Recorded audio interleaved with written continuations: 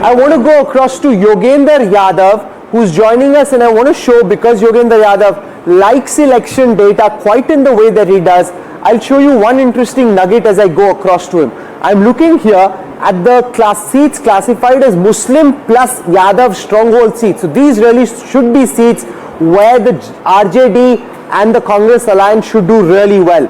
On the 84 seats that see voter classified as being Muslim plus Yadav dominant, the NDA has an 82.1% strike rate, winning 69 of those 84 seats. The Gathbandhan down to just 11 out of those 84 with a strike rate of just 13.1. This is the electoral arithmetic of Bihar being rewritten. Yogendra Yadav, you have a keen lens on Indian politics. No matter your own personal views, what do you think the message is that Bihar has sent, not just to Patna, not just to the state, but to the rest of the country this evening?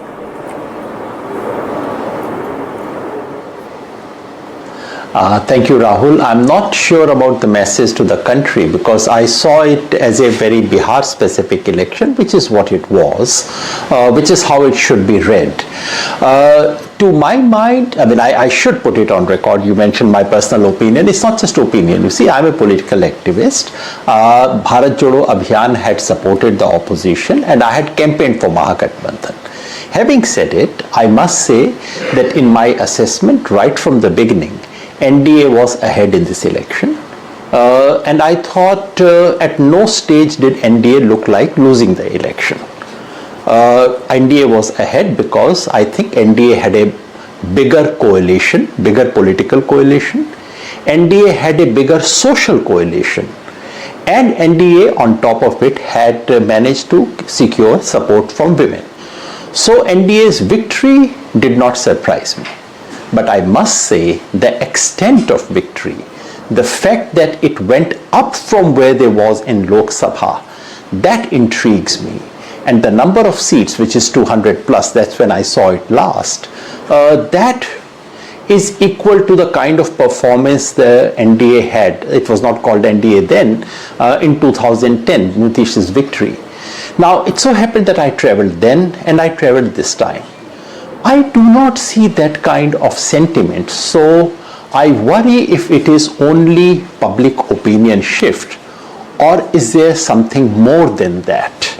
That is what worries me. The extent of victory defies my understanding at least. No, but I have a problem with that argument and I'll explain what. For example, if vote chori was a big issue, if there were lakhs of people, as Rahul Gandhi had suggested, would have been stricken off the voting list, there would have been posts on social media, there would have been bites on television where people were complaining, there would have been lines, queues of people saying, Hamara vote chori ho gaya, etc., etc. None of that happened. So when you say that this baffles you and when Rahul Gandhi continuously suggests that elections are being stolen, is he not doing great disservice and is he not living in delusion and denial, not realizing the fact that many of his candidates and his alliance simply didn't fight for a large part of a very short campaign? He wasn't even on the battlefield. If that is how hard you fight versus given how the BJP fought this election, how does the opposition alliance hope to win? How does it hope to fight? How does it hope to contest? Rahul, I did not mention vote chori. I think that was playing in your mind, and I did not think Congress was such a central player in Bihar. Somehow you want to think of it that way. I somehow don't think Congress was the central player in Bihar. Let me focus on what I said. I simply said that while the victory of NDA was to my mind a foregone conclusion, and for some very good reasons that I could understand, the extent of it baffles it, is beyond me, and I'm wondering if there is something more to it that meets the eye. What I had in mind was a series of things. We do not have a level playing field of any kind whatsoever, whether it is in terms of official machinery being used, whether it is in terms of money, and now that I'm speaking to you, I must underline whether it is in terms of media's complete partisanship, and finally whether it is in terms of Election Commission's own partisanship. All these things have played into this election, which must be acknowledged, which must be registered. I'm not yet speaking of electoral fraud, which is a very different subject for which you need evidence, and I would not speak about it till I have some evidence with me. On the voter list, let me remind you that 68 lakh names were deleted from voters list and 24 lakh names were added. We are speaking of an absolutely unprecedented exercise. To say that there were no appeals and protests, which Election Commission has claimed, is false, because according to Election Commission, about 4 lakh objections were raised. These are Election Commission's own statistics, not mine. And about additions, usually there are no, there is complaint against deletions, and as I said, there were complaints. About additions, normally if there are fake additions, there are no complaints. No one gets to know except on the voting day. So we do not know. I'm not saying the election was won merely on that basis. No, I'm not saying that. I've already said something reasonable, something that I think you would understand and acknowledge. Okay, let's spend a moment on the inability of Tejashwi Yadav to broad base his coalition. If you look at the votes that they've got, they roughly are where they were in the last elections. The magic of Lalu at the peak of his social mobilization was his ability to get Muslims, Yadavs and a lot of the Ati Pichdi Jatis with him. On the contrary, Tejashwi Yadav now is just about that vote bank that he inherited. He hasn't been able to grow it. That's a real problem, which is holding back the RJD's chances, which is why the BJP and the JDU have done as well as they have, and the RJD hasn't been able to increase its vote share much. Why do you think that went wrong? What could they have done to make things different? And what does the future lie for a regional party like the RJD from here? That, Rahul, is a very fair point. In fact, that's a point I've been making again and again. Lalu Yadav's Mandal revolution in Bihar in the 1990s was not a Yadav Muslim coalition. It was a very broad-based coalition of all disadvantaged communities. And unlike Mulayam Singh Yadav, Lalu Yadav's coalition included a large number of Dalit communities as well. And unfortunately, that broad unity of the lower sections of society has over the years been reduced, truncated into a Muslim Yadav coalition, which does not work very well. And that responds to the interesting statistics that you had shown. When we say Muslim Yadav dominated, it does not mean Muslim Yadav majority. It only means maybe both of them put together are 35%, maybe they are 40%. Now in that situation, what happens is this, that if you see Muslims and Yadav mobilizing in big numbers and consolidating behind RJD, that leads to counter mobilization. And that counter mobilization is not limited only to forward communities. The possibility that there would be a Yadav capture of power tends to put many EBCs also in a state of unease, anxiety, and there is a counter mobilization. So I can fully understand why in those seats NDA may have done better. And that indeed is one of the major failures. And now that we are on opposition failures, let me also mention the second thing, namely the historical memory of Lalu Prasad Yadav's regime being a jungle raj, a word that has been played about by the media, used by the NDA and exaggerated and so on. But the fact is that that memory has stuck. And this is not merely in the forward communities of Bihar. This is also shared by many other communities. And the second major failure of the opposition has been their inability to wash this stain, this memory, and to convince the people of Bihar that they could be a credible alternative. Tejashwi has a basis to claim that, because as a deputy chief minister, Tejashwi's own record was quite decent. But has he been able to build a campaign projecting himself and the opposition as a credible opposition which would improve law and order, which would do justice to the question of employment, which is the biggest issue of Bihar? I don't think they've... Yogendra ji, Ashok Malik has a question for you. Ashok. Opposition has to work while they are legitimate to right to ask about electoral foul play as well. Yes, Ashok. Yeah, Yogendra, I have a question for you. The 2010 election has been brought up. I remember that election well. I'm sure you do too. I traveled to Bihar then. The BJP had a better strike rate than the JDU, but clearly the BJP was piggybacking back then on a much stronger JDU and Nitish. Nitish was at his peak then. Today, my sense is in this election, while Nitish has been clearly the leader of the alliance, no question. It's a more equal or equitable alliance.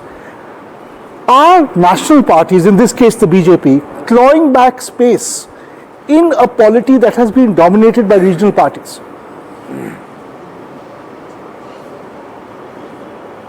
I'm not sure of national parties in general because I don't see that happening to Congress in the case of Bihar, Ashok.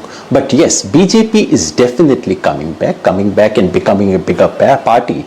And to be absolutely frank, history suggests that whenever BJP has aligned with a party, with a regional party, in the short or in the medium run, that party has disappeared. Either BJP has eaten it up or it has fragmented. So I do expect something similar to happen to JDU, but it won't happen right now. The only reason I recall 2010, Ashok, was that when I traveled in 2010, and you would recall that, wherever I went, people said, oh my God, my village has been transformed. Look at the road. You went to a Yadav household, they said, look, we won't vote to hum Lalu ji ko denge, but Nitish has done a very decent job. Muslims said, look, we are not, they are with BJP, we won't vote them. But bhai kaam to is bande ne acha kiya hai. You heard that across. Did you hear that this time? At least I did not. Is it because of my partisanship or am I missing something? I don't know. Veer Sanghvi has a question for you, Yogendra. Yogan, I want to just look forward. We've talked about the legacy of Lalu, which has helped his son in terms of the base, but probably damaged him in terms of his reputation. We've talked about Nitish, who's done extraordinarily well after so many years in power.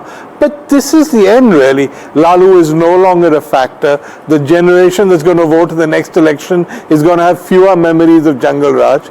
Nitish, I doubt very much if he will lead his party into the next election. So in a sense, we're on the threshold of a change in Bihar. Ashok asked if you think the BJP can fill that vacuum. What do you think will happen? What does the future hold for Bihar?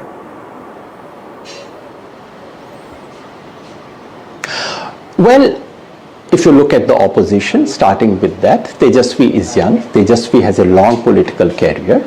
And if Tejashwi were to learn that one thing from his father, namely about a broad social base, and unlearn one thing from his father, namely inattention to governance and law and order, Tejashwi has a long future to go. And if Tejashwi could do what Prashant Kishor did this time, which is to say, spend 2 years walking from village to village to village, if Tejashwi were to do that, Tejashwi has a future. Bihar is looking for Badlao, but this time Bihar did not think that he could be that agent of Badlao.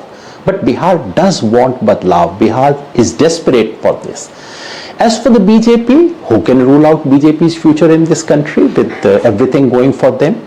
The trouble with BJP at the moment is that BJP does not have a credible backward face. BJP, frankly, has represented the upper caste dominance of Bihar, and that's why BJP needs a Nitish.